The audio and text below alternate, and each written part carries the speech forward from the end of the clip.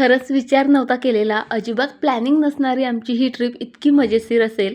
सुरुवातीला जसं मी काल सांगितलं, आम्ही बडा महादेव यांचं दर्शन घेतलं. गुफेतलं हे मंदिर खरंच डोळ्याचं पारणं फेडणार आहे. Now I act like guide, जणू काही मी गाईड बनून सर्वांना इन्फॉर्मेशन देत होती, इकडचं तिकडचं वाचूनच बरं का. त्यानंतर पार्वती गुफेत दर्शन घेतलं आणि त्यानंतर सुरू झाली आमची खरी मजा. इतकं झूम करून करूनही जो गडावरचं मंदिर तुम्हाला दिसत नाही ना, तिथे आम्हाला पायी चालत पोहोचायचं आहे. हा ट्रेक आमचा पूर्ण 4-4.5 किलोमीटरचा असणार आहे आणि 1500 ते 1700 जे आहेत पायऱ्या असणार आहेत.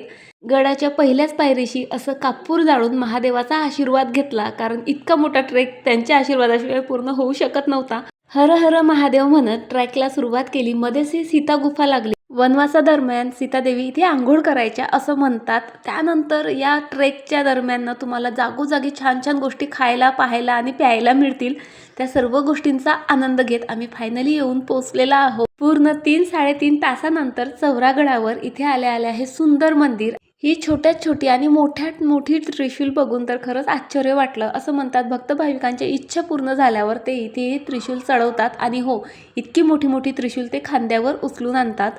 वरून दिसणारा निसर्गाचं दृश्यही म्हणजे डोळ्याचं पारणं फेडणारं होतं. पूर्ण 2 तास लागले बरं का गड उतरायला. त्यानंतर ही गुफा बाहेरूनच बघून समोर गेलो, पण त्यानंतर इतकी पस्तावले ना, कारण सतत रीलमध्ये मी हीच गुफा पाहिली होती आणि याच गुफेत मला जायचं होतं, पण ती तिथे मी मिस केली माझ्या मूर्खपणामुळे.